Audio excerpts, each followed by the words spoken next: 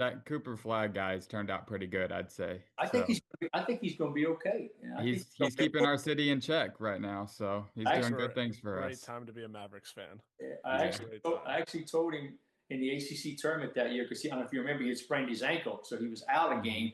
And I went over to him and I said, "Hey Cooper, can I give you some advice?" He said, "Yes, sir, Roger." I said, "I think I'd go the NBA route instead of refereeing if I were you." He said, "I think I'll try that first." So he took my advice and he's done okay with it. Yes, hey, it looks like it's paid off dividends for him. So that's awesome. A three. Good! You can't be serious with that shot. Welcome to another episode of Beyond the Arc, a special segment of the Three Ball Podcast where we dive into the people and stories that make college basketball the best sport on the planet. Today, we are joined by one of the most respected officials in the entire sport, longtime Division I referee Roger Ayers. Roger has officiated across the ACC, SEC, Big 12. He's worked 7 Final Fours, and he was on the floor for the 2024 National Championship game. I mean, if you watch college basketball in March, there's a very, very high chance that you've seen him on the floor, as you can see with those posters behind him. So, Roger, thank you so much, man. What an honor it is to have you today.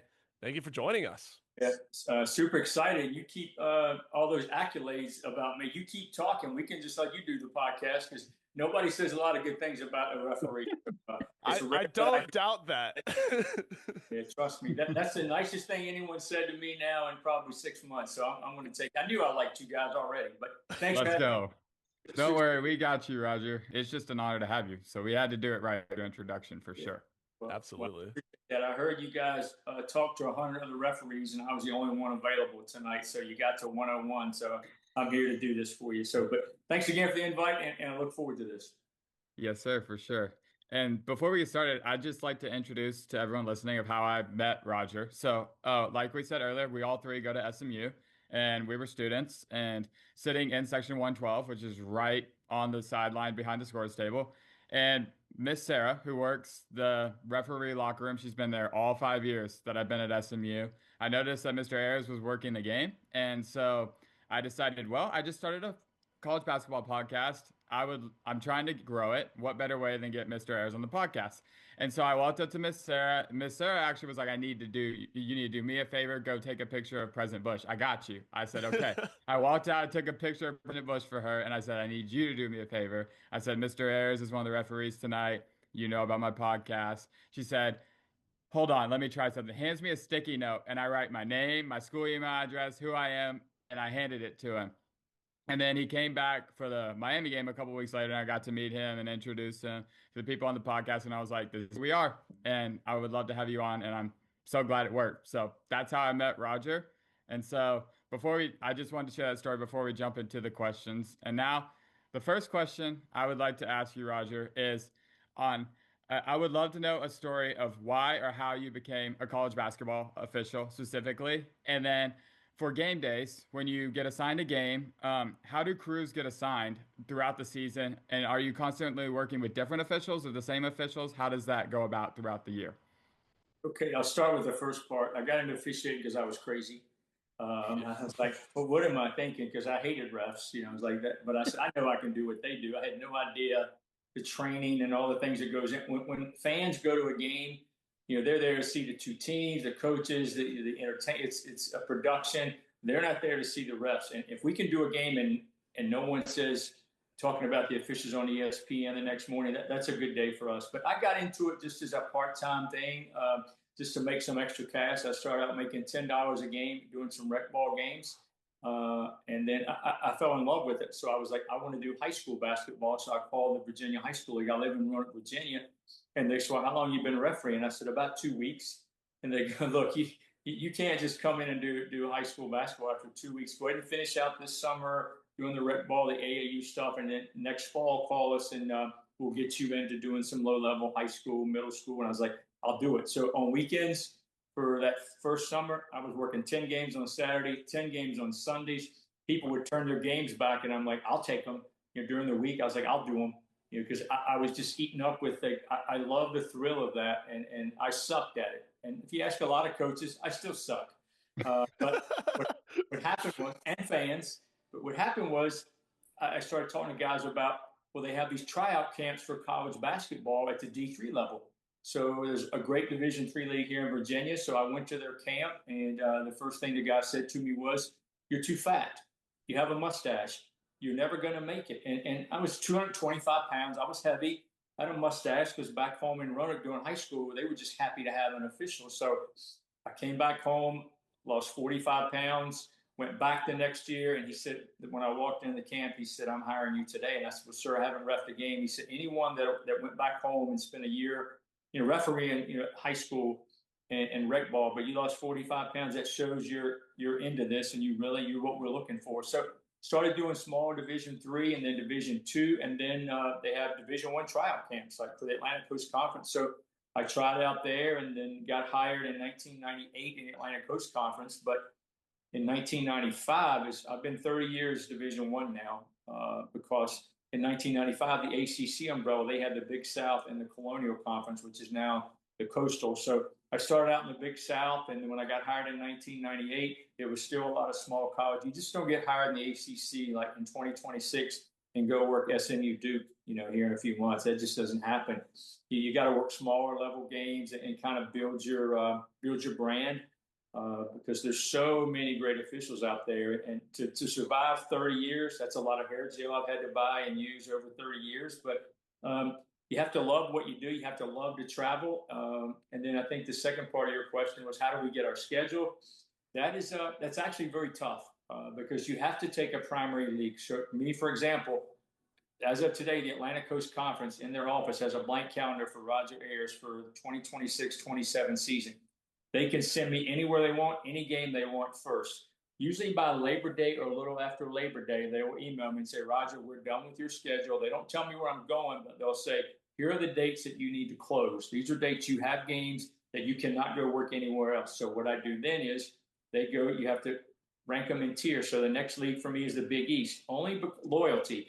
I've been in the Big East now for 25 years. So once I'm done with the ACC schedule, I send my open dates to the Big East Conference. In about a week to 10 days, they'll email me and say, "Okay, Roger, here are the dates that we took."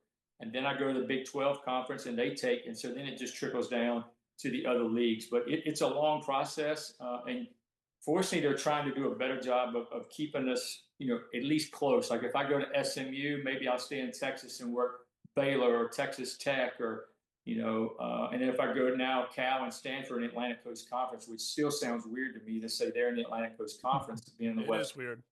It is. But the thing that works there is instead of me going to work at Cal and Stanford and having to fly back and go to Tallahassee or Syracuse or Boston College, they'll bring me back east and go to SMU, go to Baylor, go to Louisville, go to Creighton in Omaha, instead of having to fly from San Francisco and doing a game and having to fly to Syracuse, New York. That they've gotten a much better with that. So they're trying to keep us not so much regionalized, but if you're in a certain part of the country, kind of keep you there for a few days. Because people ask me all the time, you work a lot of games, but why aren't you exhausted?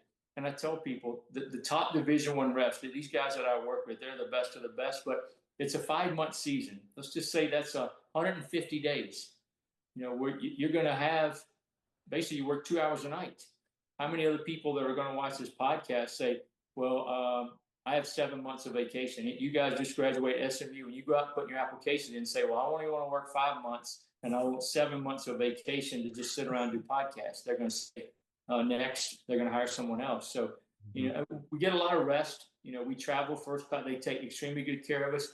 We take the first flight in the morning. Like if I worked them when I saw you at the SMU game, the next morning I was out of Dallas-Fort Worth at 5 a.m. to my next city.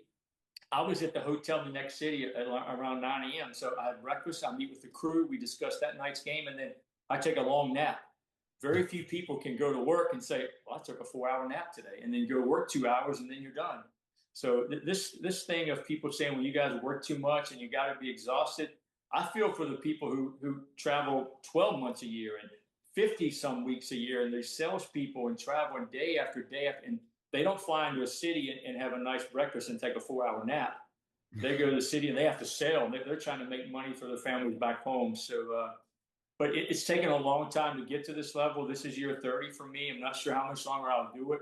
If you ask a lot of coaches, they hope this is my last year and the podcast will be the last one and they can get some better reps. But I've been very fortunate, very blessed, and I love what I do. It's still a thrill for me. And if I ever watch a highlight on ESPN after I've done a game and I can't keep up or I'm out of shape or the play's gotten too fast for me or I feel like I can't do it anymore, I'm going to walk away. I'm not going to be one of the guys that hangs around and says, well, he did this for 50 years. He can't even walk. That's not going to be me.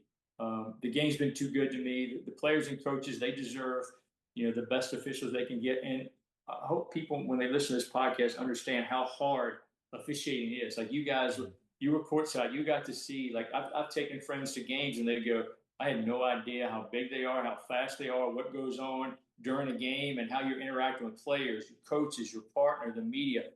It's a game within a game. And a lot of the top guys, it's almost like poetry. Like I have fans ask me all the time, why you stand here in front of me sometimes, and other times you stand under the basket, and other times you're standing in the court. And I just give them all the same answer. We're just winging it. We fake it. It's our first game, and I was here to do the pickleball tournament. They asked me to come do the basketball game. I said, we don't know what we're doing.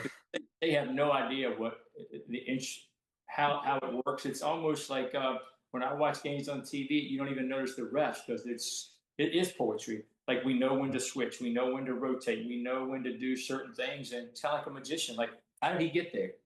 Well, he just knew that play was going to go there. And a lot of that goes into our pregame. Like, I know we're going to get in that later, but we just don't show up at the arena and go, all right, who we got tonight? Let's do this. So a lot goes into it when we get to the arena, but I know that's later on in the podcast. But that's kind of how our schedules go and how I got started. So, but great question. Thanks for asking me that. That's awesome. It's always great to hear your perspective on officiating and how you get signed places, because the travel is a lot, but it's really cool to hear it from your perspective that you love it and it's what you get to do. And then I'll pass it on to Chapman now. He has another question for you. Yeah, I got a question for you. So obviously you've officiated everywhere. You've officiated some of the best arenas in the game. What are your top 5 toughest places to walk into an official, and what makes them different? People ask me that a lot, and believe it or not, when I first started doing the rec ball and AAU, those were my toughest because there's 25 people, and if you ever been to an AAU or intramurals or rec ball, the players are out of control, the parents are out of control, the grandparents are out of control because they think their kid's going to be in the NBA tomorrow night playing or tonight playing in Game 7. That's not reality, but they blame it on the officials. Or my son would have gotten a scholarship. As you move up in officiating into the collegiate level, most arenas are tough, especially in conference play. Like SMU, a game in November at SMU, there's probably not going to be a sold out crowd, not a big crowd. They're playing maybe a lower level team that we're working on it.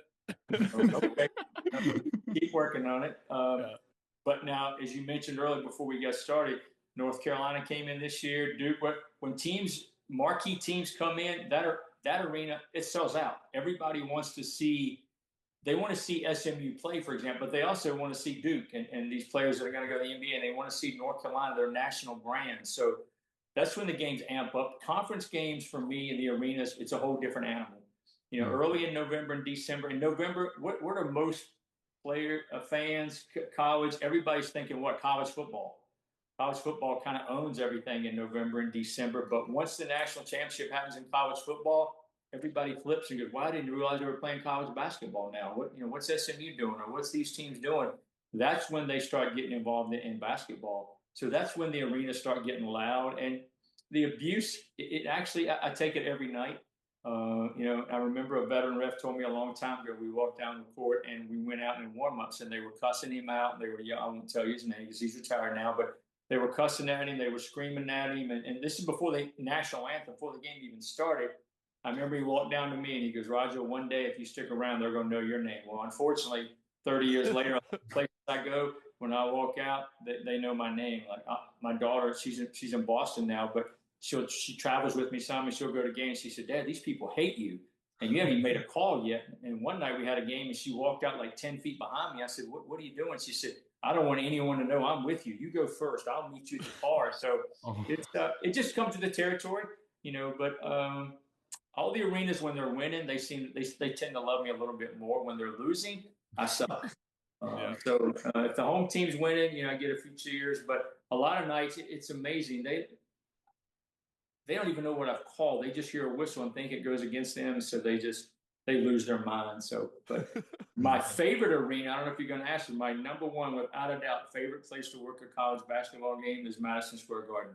No question. That has to be it. That makes sense. Oh yeah, That's the Mecca. That's beautiful.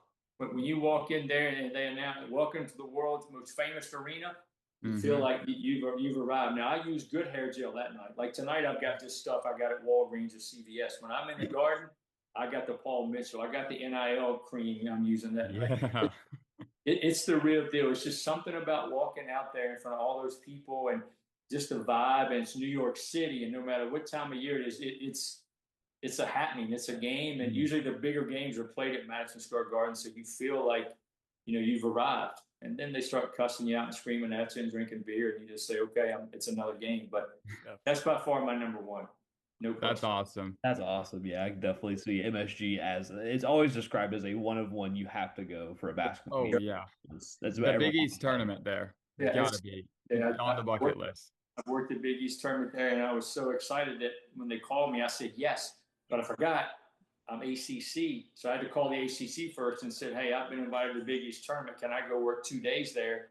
And they allowed me to, because they understand how special that was. But those days are over now. It's pretty much the Big East has their guys in the regular season. The ACC has their staff. So I've worked the ACC tournament now, I guess 25 years or whatever. But when you first start out, you don't work those tournaments. But there's just something special about a game at Madison Square Garden. For sure. Definitely. When you're preparing to go out in an environment like a Madison Square Garden for a Big East final Saturday night prime time, they always talk about the players have to mentally prepare themselves when they walk out of a locker room or to get their head in the right space.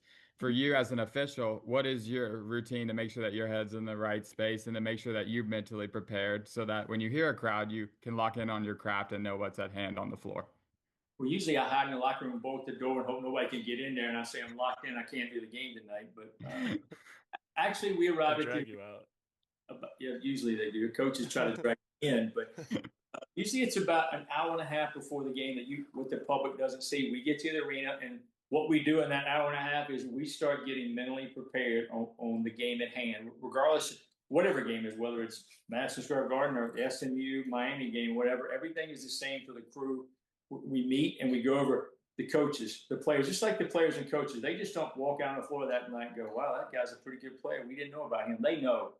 A lot of coaches know our tendencies as well as officials. They know what we call, what we don't call, the ones they can talk to, the ones they can't talk to. Players are the same way. Some players call me Mr. Ayer. Some players call me Roger. I tell them all, "Call me Roger. I'm out here with you." Cooper Flagg, his only 1 year at Duke early in the year, he was a first-year player, freshman, and he kept calling me Mr. Ayers because he was trying to learn how it was going to be in the ACC. And finally, later on in the year, I said, "Cooper, we've been together now almost 5 months. You can call me Roger." And he lit up like, "Thank you." But it's all about relationships. But those are things we're going to talk about in the locker room. Let's just say, Adam, you guys are David, you guys have just had SMU, and you maybe had a problem with a player, or this guy was flopping. Like that's become a big buzzword in these NBA playoffs, flopping. So those are things we talk about. Let's don't get fooled by players that are flopping. They want to get that out of our game as well. I'm scared that college players are watching these NBA playoffs and seeing a lot of this flopping and flailing. And if they get a whistle, then college players are like, "Wow, well, I can get to the free throw line more. And if I get to the free throw line more, I score more points, and then my NIL money goes up." Don't fool yourselves, guys. These players are professional athletes now at the collegiate level. But we also talk about something you guys would never think about. We talk about the scores table. What's the scores table like?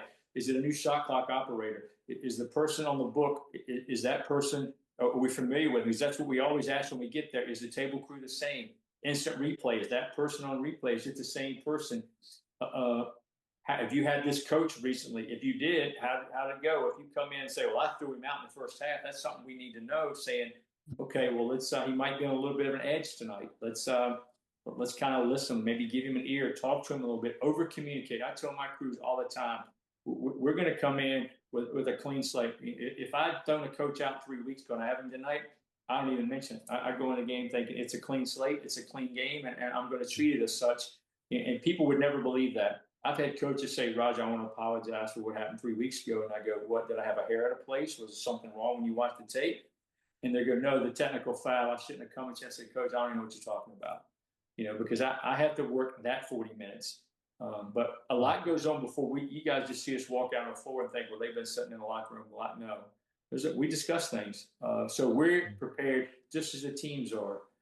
So we don't get fooled. Like, for example, last year, the big thing was the offensive player kicking his leg out on jump shots and looking for a foul. Well, now that is an offensive foul. So let's just say, for example, SMU had a player that was going to shoot jump shots and he has a tendency. We're watching tape in the locker room. The league, ACC or Big 12 or what the league wins, sends us tape and goes, watch number 10. He constantly kicks his leg out, and we've been missing that play by calling a foul in the defense. Let's be aware of that tonight. So when it happens, we're prepared for that to call an offensive foul, or we can also go to him before the game in warm-ups and say, hey, FYI, you kicked that leg out the other night. It's not going to happen tonight. You can kick it out if you want, but it's going to be an offensive foul. Most times than not, they'll go, oh, I didn't even know I'd do that. That's my regular motion. No, it's not. They're trying to fool us just so they think we're crazy and we don't know what we're doing and we're unprepared. But we kind of do our homework. So we know. And refs, I think another misnomer with fans that are going to listen to this is refs talk. Like if I have a game tonight and I have trouble with a player or trouble with the coach or trouble with the scores table, I'm going to tell the next crew, hey, look, the shot clock operator was not very good tonight. We had several instances where we had to go to replay, or number 10 was a jerk tonight. You might want to get to him in warm-ups, kind of get his head a little bit and tell him, say, look, antennas are up on you. You weren't real good to our guys last time, so I'm going to work with you tonight, but it's a two-way street. You can communicate with me, but you're not going to show us up. Just to kind of preventative officiating is what we call it. But a lot goes on behind the scenes before we walk out there. And then I go to the bathroom and slick the hair back and say, okay, put the jersey on, let's go. That's awesome. It's great to hear perspective on what you do. And that Cooper Flag guy's turned out pretty good, I'd say. I think he's going to be okay. He's keeping our city in check right now, so he's doing good things for us. Great time to be a Mavericks fan. I actually told him in the ACC tournament that year, because I don't know if you remember, he had sprained his ankle, so he was out a game. And I went over to him and I said, hey, Cooper, can I give you some advice? He said, yes, sir, Roger. I said, I think I'd go the NBA route instead of refereeing if I were you. He said, I think I'll try that first. So he took my advice, and he's done okay with it. Yes, hey, it looks like it's paid off dividends for him. So that's awesome. That's hilarious. All right, Adam, what do you got? I know you have a question. Yes, sir. That's fantastic. Well, you mentioned previously about the ACC and the evolution with Cal, Stanford, and of course SMU coming into the fold. How does the ACC feel a little bit different with realignment, especially because you've been working for so long? And I want to focus a little bit on that difference with like Coach K and Coach Scheyer and that transition. How does it feel like? Does it feel any different officiating a Coach K Duke game compared to a game under Jon Scheyer, or do you see similarities within their coaching? The thing about the ACC, because I grew up being in Virginia, it was predominantly an East Coast league. There was no SMUs or Cal and Stanford. It was up and down the East Coast. That's why they got their name, the Atlantic Coast Conference. So as a kid, I grew up watching those games, and you grow up, and then as I started to officiate, every night was pretty much a Hall of Fame coach. You had Coach K, you had Roy Williams, you had Tony Bennett, who won a national championship at UVA, you had Jim Boeheim. Jim Larinaga took his team at Miami to the Final Four. So the league has always had great coaches, and it's like it is now. They're all great coaches. You don't become a coach in Atlantic Coast Conference by, oh, well, they interviewed 50 people and we're just going to go with a body. No, you become a head coach in the ACC. You've proven yourself. You belong, just like I think officials do. Officials, I know fans don't understand this, but officials put a lot of work in to get to this level. A lot of lonely nights driving in cars, eating at Wendy's drive-through and driving 400 miles to the next game. And, you're exhausted. You're staying in a Motel 6 with 3 refs in a room, and you're eating Chinese where they send the menu underneath the door at night. I mean, there's a lot of tough nights to get to the ACC, and the same with players. But as far as the coaches go, since you brought up Coach K and Jon Scheyer, the thing for me personally with Jon Scheyer is, first of all, he's a class act. He's a Christian. He's a man of God, and I respect that. But I had him as a player.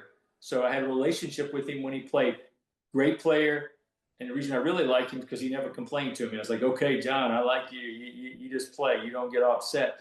Then he became an assistant coach, as you guys know, under Coach K. a pretty good guy to learn under. If you're going to have to learn under a coach, I would be a pretty good guy to say, teach me the ropes of this. So one day I'll get the keys to the Lamborghini. But during those games, and Jon was the assistant coach, he was like all other assistant coaches. He would stand outside the huddle. He'd have a clipboard. He would ask Roger, where's the ball going to be thrown in? Roger, how many timeouts we have? It was just his way of learning the officiating side of it. Because when he was a player, he listened to Coach K, and that was all he listened to. But now as an assistant coach, he had to learn, like he saw Coach K and all the great coaches. They know how to communicate with officials. The great coaches don't complain every play. You watch that. If you go back and watch Coach K when he coached, most nights he is where? Seated on the bench. His assistants seated on the bench. The guy won over 1,000 games.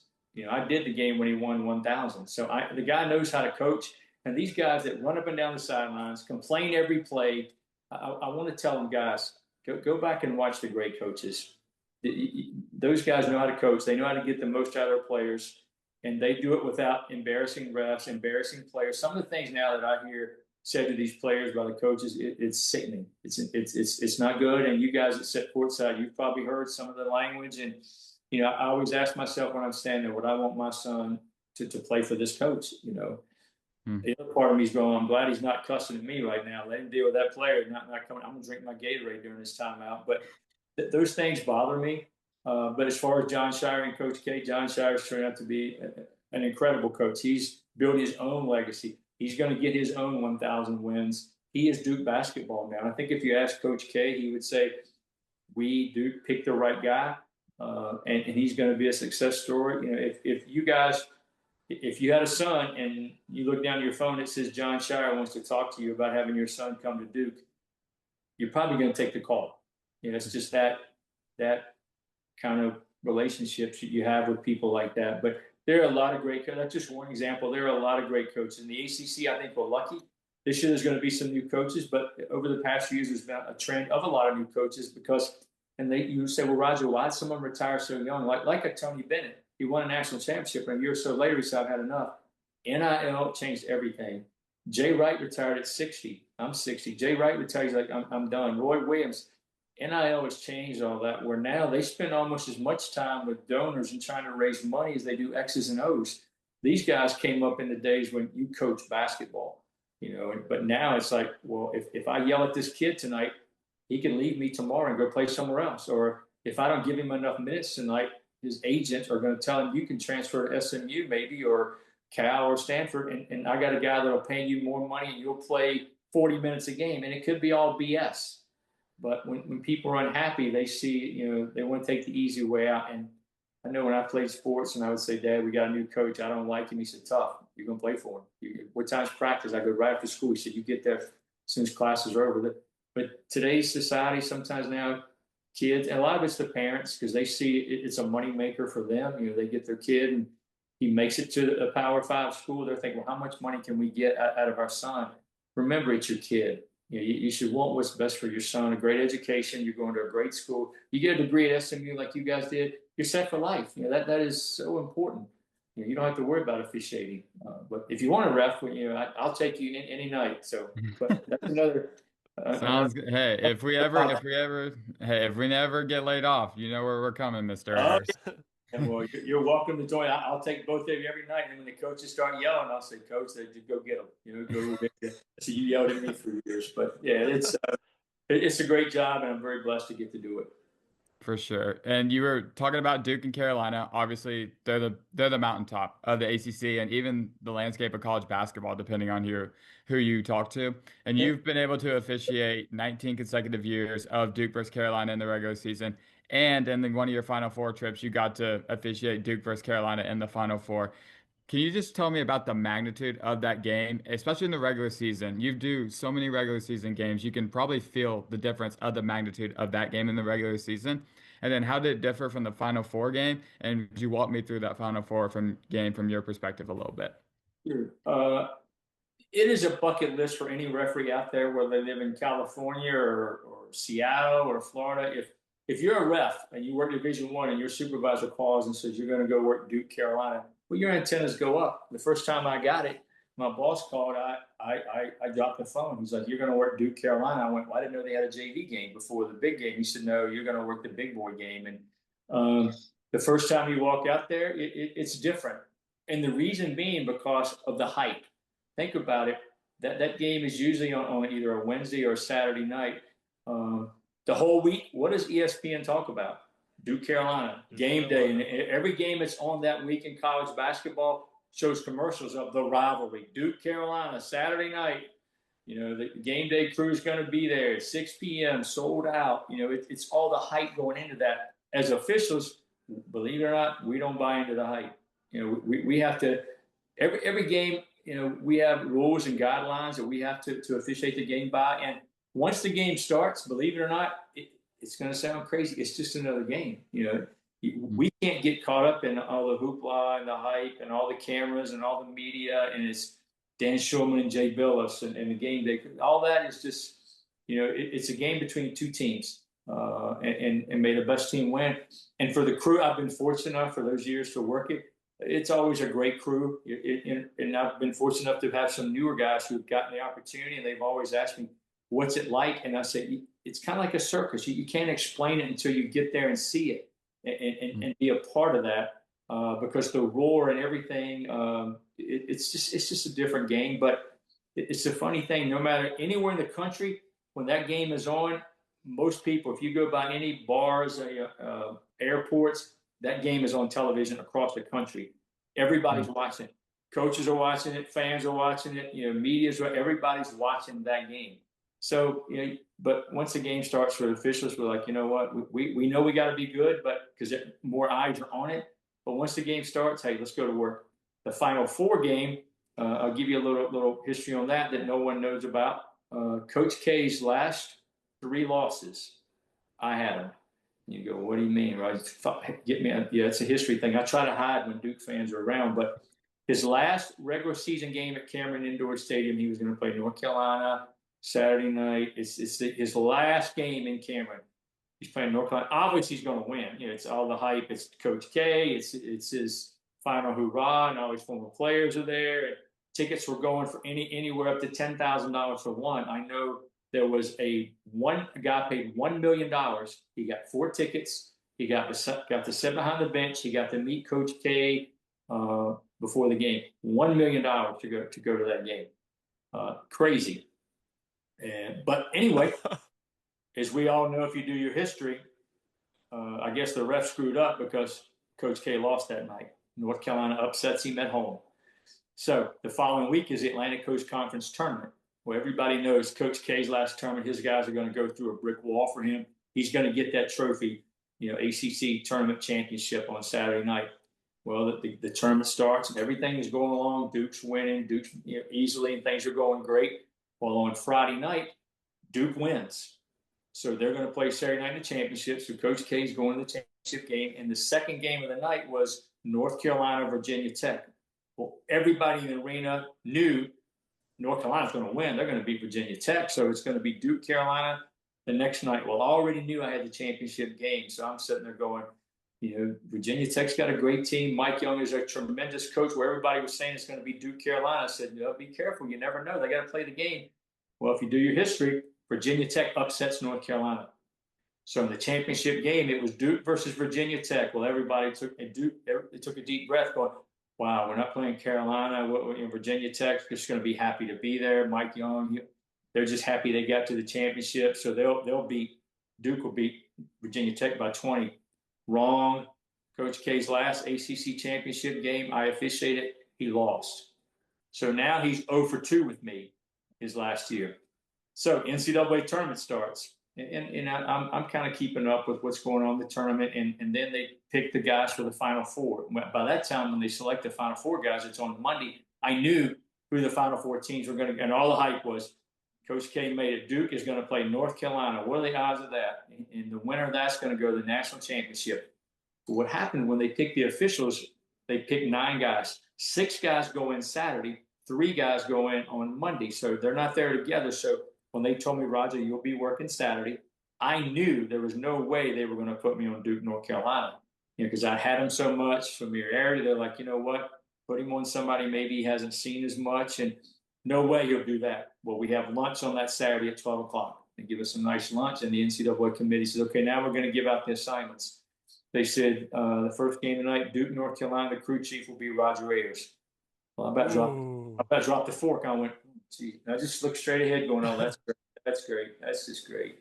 So my normal nap that day I didn't take. I was pacing around the room. I called my crew. I said, this is Duke, North Carolina on steroids. It's his, if he loses, his career is over. If he wins, he's going to the national championship. If Hubert Davis wins, he's going to the national championship. The rivalry's there, but instead of it being at Carolina or Duke, which are only 7 miles apart, that's such a close rivalry. I said, now there's going to be 70,000 people here watching this, plus the whole country. We got to be not great. We got to be the best we've ever been. We got to be awesome. And Hubert was tremendous. Coach K was tremendous. But as you know, Coach K lost. So his last 3 losses, Roger Ayers had him. His last game at Cameron against Carolina, I had it, he lost. ACC championship game a week later, I had it, he lost. And then he gets to the Final Four, and he lost with me. So, but it's now, I see him at Duke games now. He sits in the corner with his wife, Mickey, and it's he's actually very complimentary to me. And he's he knows how hard officiating is. When I first started, he was like most coaches. When you're a new ref, they're going to come at you. Like Andy at SMU, if he has a ref he doesn't know, he's probably going to test him. That's just part of the coming up in officiating. You have to know. But as I got around, been doing it for so long, I hope the coaches respect me. People say, do you want coaches to like you? Did you want Coach K to like you? No. I just want him to respect me. So when they look across the court going, you know what, maybe not like him, but I know he's going to be fair. He's going to bust his butt. And home or away, he's not going to get caught up in the crowd and the atmosphere. Because I don't look at, SMU's home tonight. I really don't look at any of that stuff. I look like the plays that are presented in front of me, and I officiate. Because every shot clock is a new possession to me. So I don't look at the front of the jerseys and go, well, I got to call this or I got to do that. I just ref the game. And the majority of people listening to this have no idea. And people have asked me, what's the biggest change in 30 years, Roger? It's simple. 3 things. Instant replay. 30 years ago, you guys weren't even born. There was no instant replay. We weren't going to the monitor. And social media, which attacked me a few weeks ago, as you guys are going to get into here shortly. Social media. There was no social media 30 years ago. I could work a game 30 years ago, and you guys wouldn't even know I worked the game. And then the last one is the elephant in the room is gambling. There's always been gambling, but it was more in a back alley. Now they gamble on how many free throws a kid's going to make, not only just the final score and all that now. And that's led to death threats from me and a lot of nasty emails and things. And then social media compounds that and makes it worse. So it's definitely changed my life and a lot of officials' lives now. We are very hesitant to people we talk to. And even that night when the lady gave me the number at SMU, I was very hesitant because a lot of people hate us and a lot of people are trying to get inside information. So I had to do a little homework. But it's a crazy world now, but the gambling and social media is out of control. No, that's crazy to think about for sure.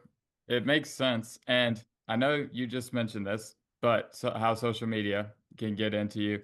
I'd love to hear your perspective on that, and also involving Duke coincidentally as well.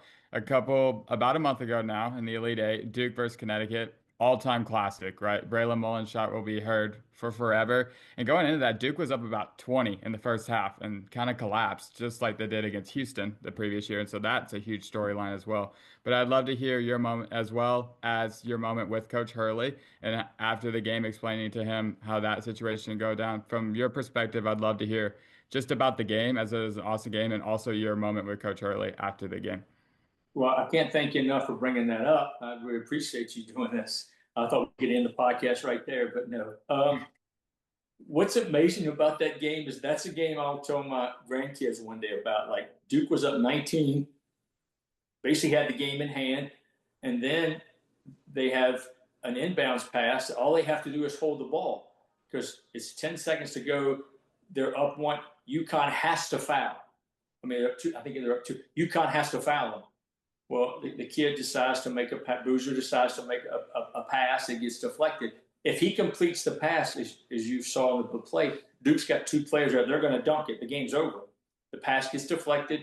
Mullins gets it, and basically from the NCAA logo, throws up a prayer that goes in.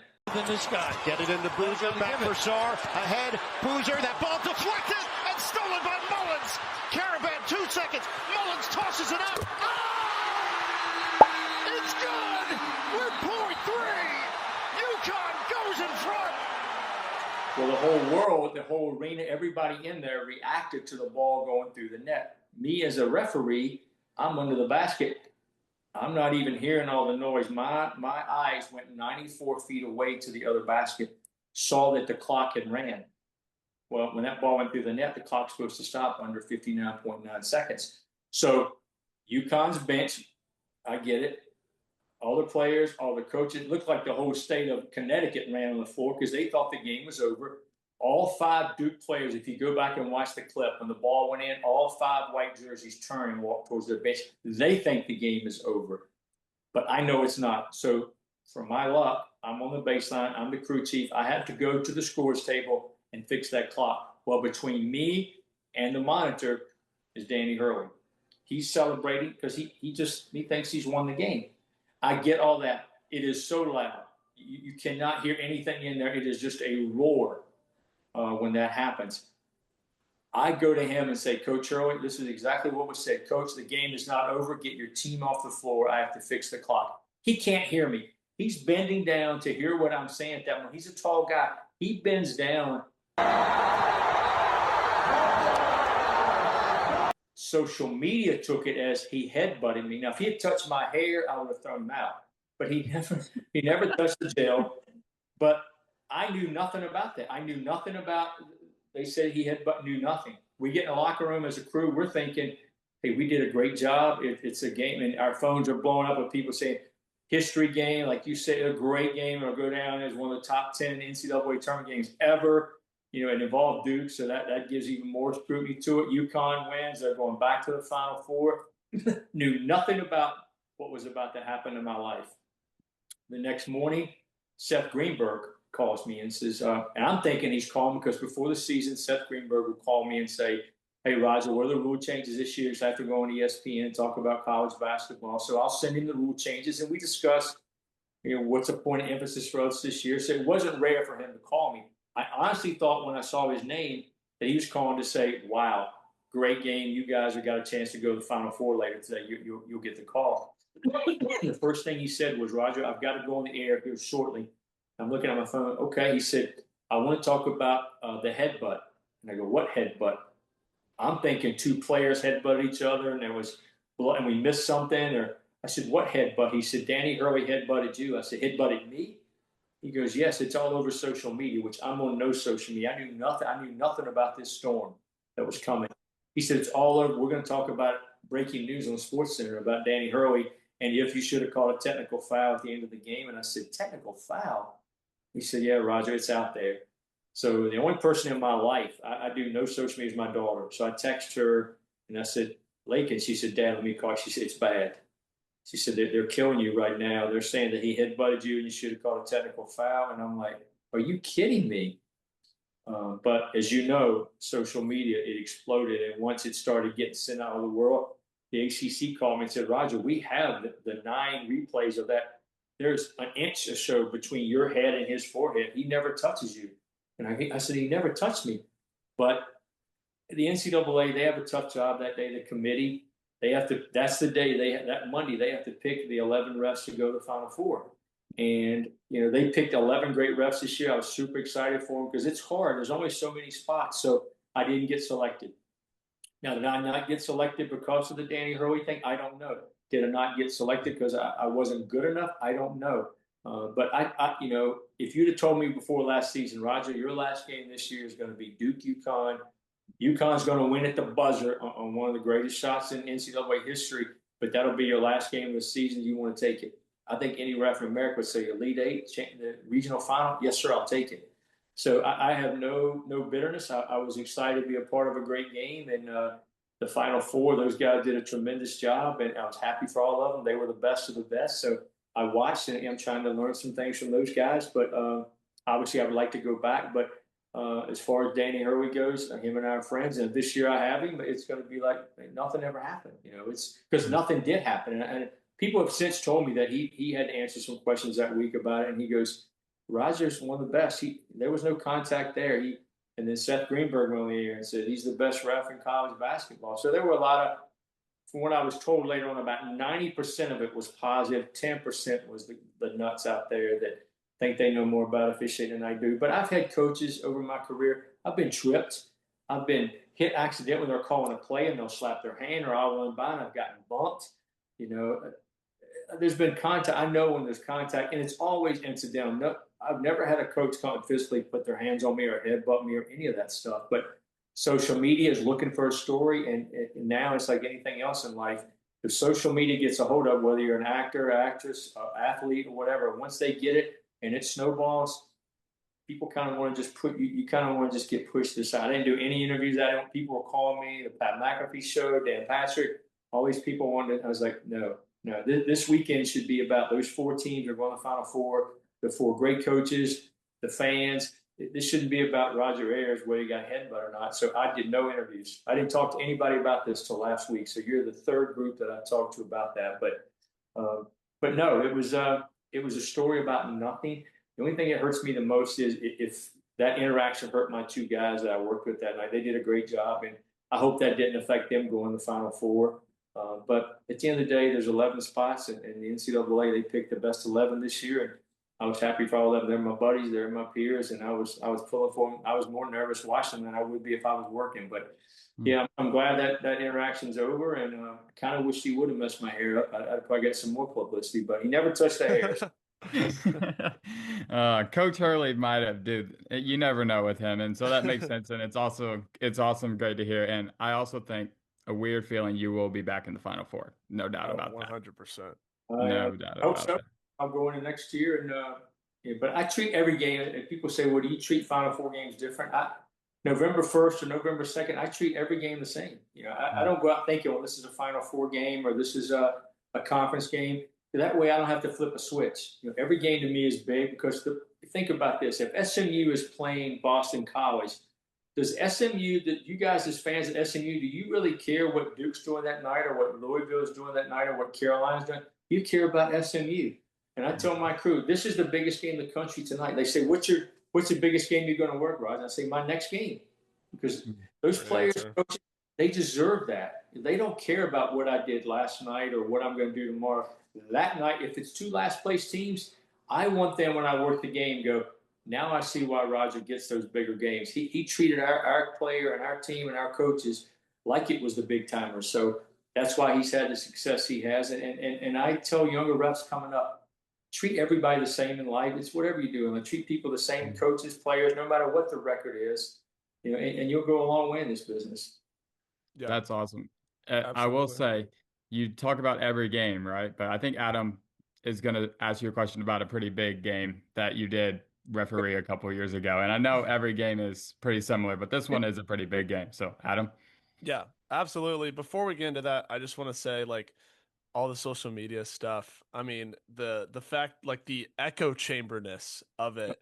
And you mentioned the gambling, and it's just those people who took Duke money line just looking for an excuse for why they lost their money. And it's quite frankly ridiculous. And you're absolutely right about the gambling and the fact that it's kind of ruined the sport.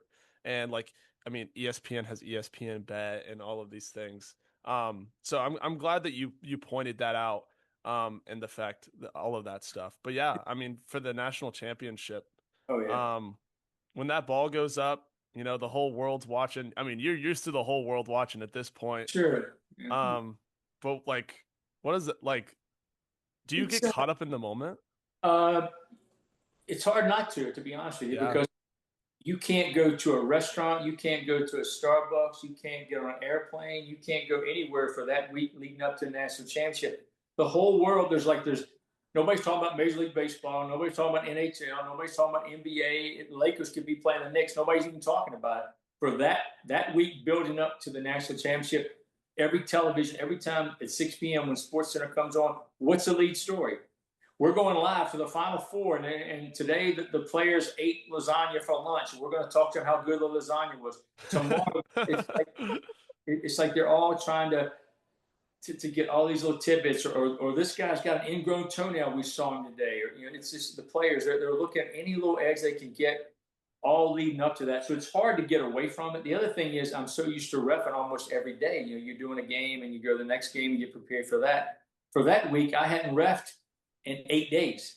So that's the other thing you're trying to do mentally, because refs get into routines and doing things over and over and over. When you go 8 days without doing something, it's like, so I talked to the two guys I was going to be working with. We had no idea who was going to win on the Saturday game. So we were kind of having some calls, some Zoom calls talking about, if this team wins, we need to think about this, or if this happens. I said, so Saturday, let's watch the game individually at our own homes, because we can't. People don't realize this. If you work the national championship, you're not allowed to go in there on Saturday and watch the game. You cannot come in on Sunday. So if you work Saturday, you have to leave Sunday. So we weren't even in the state. We weren't even in the city until Sunday. So then obviously we met and we broke down the two teams that won, and we spent a lot of time talking about that. And then we did go out. We went out to Ruth Chris. We had a nice dinner. I'll send you guys the bill for that. But we had to have a nice dinner. And then Monday's actually a long day because the game doesn't start till it's 9:15 or whatever Eastern. So it's a long day. You sit around and you try to rest. You get a little workout in. You try to get a little lunch. You talk to your crew some more. But once the game starts and you get through the arena, the other thing people understand is, I know one of the questions you guys wanted to talk about was like the walk. Do you ever get nervous? In the Final Four, those games are in football stadiums. So you're in an NFL stadium, and the locker room is a long way away from that court. And it's a long walk. Sometimes it takes 8 to 9 minutes to get there because there's security everywhere around you. And you have to walk through this tunnel and that tunnel. And then you finally get out there, and then you have to walk up steps because it's on a stage. The court is elevated. So the first time I did one of those games where the court's in the middle of a football stadium, you're always thinking, I might run off this court because it's but and then I would really mess my hair up. I would not be happy. But no. But walking up those steps for the national championship, I said to myself, Dad, we made it, because he was my biggest fan. He passed away. That's awesome. And son, one day, if you work hard enough, you're going to make it to the national championship. And to not only be at the national championship, but to be with two guys I love, Terry Oglesby and Jeff Anderson. It's like anything else in life. You get to go play golf or do something with two of your best friends. It's just more special. So the last thing we did in the locker room before we went out there is we prayed. We had a prayer and said, let the two teams play, let the coaches coach, and let us do a good job, and no one talk about us after this game. We hugged each other and said, let's just go be the best we can be. And then once the ball went up, I was probably the most excited person in the arena, because it's a national championship, and now it's just back to what I've been doing for 30 years. When I started out doing rec ball with 6- and 7-year-old girls and boys, I was refereeing, I was in my element, and all the hype was over, and it's like, go ref the game now. That's amazing. It was a great story. I pinch myself when I think about it now. Like, wow, I've got the game ball over there in the floor. I look at those game balls and I think, wow, what if you'd have told me 30 years ago when I was doing rec ball that I would have worked the national championship and 7 Final Fours, I would have said, you're crazy. Officiating must be real bad if Roger Ayers is going to work out the games. But I've been blessed. God's blessed me at right place, right time, and I've had a lot of people help me, and I can't even think about the number of people that have helped me and got me to where I'm at today. And that's why now I try things like this. I try to give back. I spend my summers going to camps and to teach the next generation, teach them my mistakes, not what I do right. I teach them what I've done wrong so they don't make those mistakes. So I just hope they don't take my games for another year or two, but we'll see. Yeah, that's fantastic. And giving back is everything that everybody should be doing. That's fantastic. And right before we get back into how people can become a college referee and what your advice is for them, Chapman's going to do some rapid fire questions. Okay. So we're going to do like a sentence or two. I know we're running out of time here, unfortunately. Okay. But yeah, rapid fire questions. Chapman, all yours. Loudest arena you've ever worked in? Believe it or not, probably this year, Duke-UConn, when that basket went in, was you couldn't hear it because I hit the whistle, and my partner said we never heard you blow the whistle. It was just so loud. But we believe it. Yeah, we believe that. That makes sense. That was probably the loudest I've ever heard because it was such a shock, I think. But that's a great question. Yeah. Is there in your mind a very underrated college basketball experience? As far as an arena goes, Yeah, like an arena, like a small school that just like has like the best crowd, or is there anything that comes to mind? you know what? Like for me personally, like it's going to sound crazy, but like at Maui, they play that in a high school, Oh yeah. and people don't give that enough credit. You got some of the best players in college basketball in front of about 1,000 people in a high school gym with bleachers. People don't understand how, like with refereeing, it's hard, but those players, everything is so cramped. You know, the bigger arenas, you have space. It's still 94 by 50, but like any games that are played in those small arenas are hard, just because. But it's a thrill to get to go to Maui, and I've been fortunate to go a few times. But the places like that are very underrated, you know. And the players, because they're out there, it's Maui, it's November, it's Thanksgiving, it's 90 degrees. They're out the pool, and then all of a sudden they got to go in this little small gym and play on national television. So, but that's probably one that comes to mind. When I first went there, I went, well, this is the practice gym, right? And they go, no, this is the gym. This is the main. Even for us, we don't even have a locker room there. We have a bathroom. We dress at the hotel. So, but that's an underrated arena, but a lot of history in that building. For sure. That's awesome. With fans yelling all game, I'm just saying everything. Does it just become white noise at some point, or are you still hearing it? Yeah, it does become white noise because most times, especially when it's a neutral site game, it's half and half. Like the Duke-UConn game was half Duke, half. A lot seemed like a lot more Duke, but UConn had a big throng there. It's usually just a roar. You know, when you blow the whistle, half of them are roaring, not sure why they're yelling, but they think their guy's going to get 2 shots, or there's been a technical foul called or something. It is white noise. Or as I mentioned earlier in this podcast, when there's only 100 people in the gym, you can hear everything. You know, and it's much harder when you hear every word, because if profanity comes and then you hear it, you have to address it. If it's so loud, no, it's just like you said, white noise. You can't tell what anyone is saying. And I tell young wrestlers you're coming into this, don't have rabbit ears. Like, oh, Roger, that guy in section 112, he said something. I go, no, he didn't. Just don't even get caught up in that stuff. But you know, it's fans are going to be fans, and I get it. You know, it's part of the excitement of the game. And if fans just sit there and never booed or cheered, it would be like, well, this is boring. I knew during COVID, as you guys are familiar, there were no fans at the game. That was weird. I worked Duke, North Carolina with 0 fans, and look at people. Wow.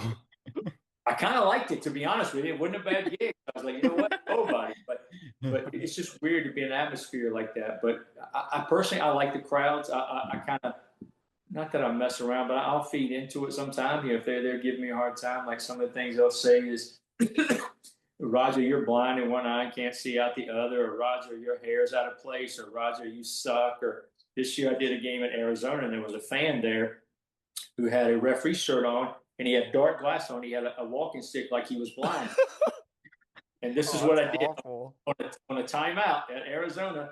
He's on the front row, and he's been giving us a hard time. So on the timeout, he stands up, and he's got his little stick, and he's walking toward me like he wants to shake my hand. Well, I act like I'm blind. I see him like I start walking over there. I start walking over here like I can't see him either. And he's like, "You are blind." I said, "Yeah, I am blind." And so just you got to kind of have fun with it. And fans, like the table will say, "Roger, there's a piece of gum on the floor there in mid-court." Well, I'll goof off. I'll see it, and instead of walking right to it, I'll act like I can't see it. And they go, "It's right there. We can see it from the table." And I go, "So you know I can't see. You know, why are you asking that? I can't find it." But you know, just you got to play into it, because if you listen to what every fan said, you wouldn't be able to do this job. No, that definitely makes sense. This is a different like kind of tone. How do you know when it's time to give a technical foul? Is there a line, or is it just depending on the game? It doesn't matter the game. There is a line, a fine line when it gets personal. If it's profane, like anytime it's you, like F you, or it just comes, you know, and usually I'll give it, if it's not profane, I would say to a coach like Andy Enfield, "Andy, I've heard enough. Andy, you made your point. Andy, you might be right. Andy, let it go." If you've given enough possible warnings, and a lot of times they want a technical foul, because as you know, a technical foul, sometimes they do it to fire up their team, fire up the crowd, and they're like, make me enemy number one now because the coach just got a technical foul. And I've even had coaches wink at me after a technical foul. I go, "You wink at me, but they're killing me down here on the baseline every time I get stuck." But once I said, it's a game within a game. They're playing. I've even had coaches say, "Roger, I want to get a technical foul here because my team's playing like crap." And I go, okay, just don't embarrass me. And they'll come out and wave their coat or something, or throw the jacket or throw a water bottle, and I'll call a technical foul. They're looking at me smiling. The whole world thinks, oh, he got Roger Ayers. He's showing him up. And it was all he had already told me the last time I was going to get a technical foul that you guys don't even know about. That's hilarious. That's fascinating. It's a game. The game in the game, as you were saying. Wow. That's hilarious. Jeez. When you're home on an off night, are you watching college basketball? Is it on, or do you need a break? I need a break. You know what? What I actually watch more than anything else, you're going to laugh, is the Weather Channel. Yeah. Hey, David loves the Weather I Channel. love the Weather Y'all are Channel. gonna bond over that. I love the Weather Channel. Well, as a referee, what you guys don't, you're there in Texas. Well, if I'm at SMU and tomorrow I'm at Boston College and there's a blizzard, where I've got to go to Syracuse and my flight's already been canceled, I have to look at the Weather Channel and say, is that storm going to be in Providence, or can I get to New York and take the train? I spend a lot of time, referees are going, like, if there's a blizzard coming to the East Coast on Saturday and we start talking on Wednesday, like, where are you coming from Friday night? Can you get in there? Let's get to Philly and take the train to Syracuse, or we got to go to Georgetown. DC is shut down. The Weather Channel says they're going to get Jim Cantori's in your town. That's not a good sign. I was about to ask if you knew Jim Cantori. Well, I'm telling you right now, he probably wants an ACC golf shirt. But if he's in the city I'm going to, I need to get there the day before. But that's right. No, he came to Texas in 21 during our winter storm, and that's when I knew it was really, really bad. If you're at a Starbucks and Jim Cantori's getting coffee, get out of town. Leave, go. Good time to leave. This is not going good. But my point is, I don't watch a lot of college basketball because I see so much of it live, and sometimes it's nice just to get away and have a nice dinner and a glass of wine and nobody cussing you out or yelling at you unless you get at home, and then it's like time to go back on the road. But I love what I do, guys. I'm so glad you asked me to do this. I'm blessed. I thank God every day for giving me the ability to do this, and to get up every day and to have a job that you say, I love going to work. Like November 1st, the season starts. I can't wait to go back to work. I go to the gym 6 days a week. When I get off this call, I walk 2.5 miles in the morning, 2.5 miles every night. So I'm going to go take my walk here when I get done with you guys. But I do it because it's a thrill to get to do what I do and to walk out there and know once the ball's thrown up, it's me and my two partners. There's 3 teams on the court: the players, the coaches, and us. And I don't take that for granted. And I want to be at the top. I want to be one of the top refs. And there's great refs in the country, and I get to work with those guys. Sometimes I'm in awe of just how good those officials are. There's nothing like working a game and it's clicking. Like everything is just rolling. The players are playing, the coaches are, and they're just letting you work. Because that makes up for the nights when there's chaos and everybody's texting you saying social media is killing you, and that's when you want to hide. But overall, I wouldn't trade for anything. It's been a great 30-year run, and a lot of up, a lot of lows, a lot of highs, like any other career in life. But I tend to remember the high points. Like, I'm not going to beat myself up about this social media stuff that happened a month ago. If I did, I would never leave my house and I'd never go ref again. I'm like, you know what? I'm not going to let a few people take away from the great season I had. So yeah. But I appreciate you guys having me on. For sure. And one last thing, if someone is interested in becoming a college referee, what is the best advice you would have for them, including your off-season camps that you do, and how those could impact a career? And also, at the end of this all, when you look back, what is an impact that you want to have on people, or a legacy that you would have on the game of college basketball, or even just on people in general? Like, how do you want to be remembered as Roger Ayers? Sure. Well, I want to be remembered. I'll answer the second part first. I want to be remembered as Roger Ayers, the person, not Roger Ayers, the referee. And I want people to think, you know what? He was a good person. He was kind-hearted. He gave back to the game. He gave back. Like, I know the ushers at the arenas. I know the security people at the arenas. I know the scores table, because I want all of them to feel important, because they are. I'm just a ref. All I do is blow a whistle. There are a lot of amazing people out there that do amazing things every day that they're not doing podcasts, or they're not on TV, and they're the real true heroes in this country. Absolutely.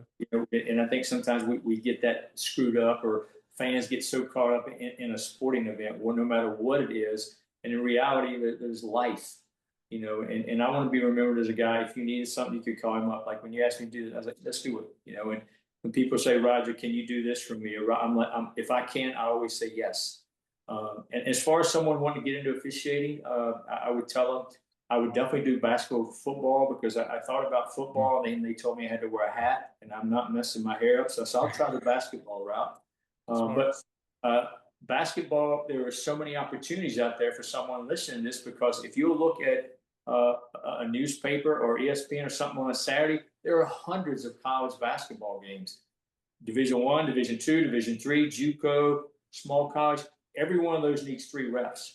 Where NFL, they play 1 game a week. College basketball is 7 days a week for 5 months. There's games every night.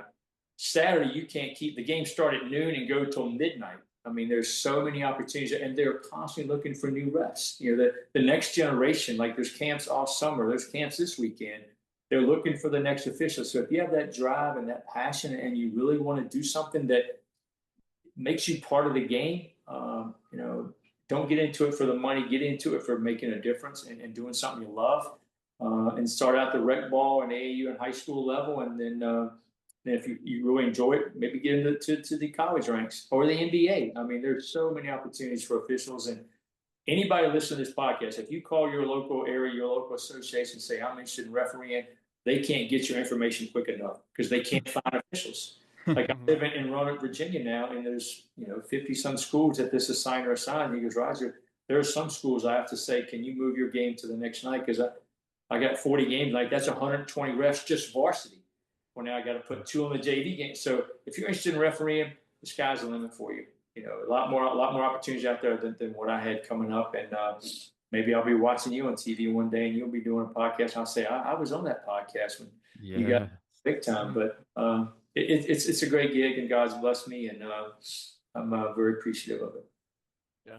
Well, Roger, I mean, this was incredible. I mean, thank you so much for giving us this behind the scenes look into college basketball from an official's perspective. And this is kind of why we do this segment anyway, just so we can give those people like the officials or the shot clock operators or the people behind the scenes the respect that they deserve.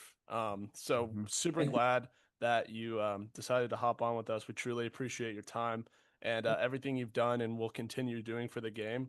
And thank you to everybody for watching. And that's going to be the end of this episode of Beyond the Arc from the Three Ball Podcast. Thank you so much, Roger. Thank you again. Thank you, Roger. God bless. Thank you, guys. God bless you. Thank you. Absolutely. Thank you. Thank you.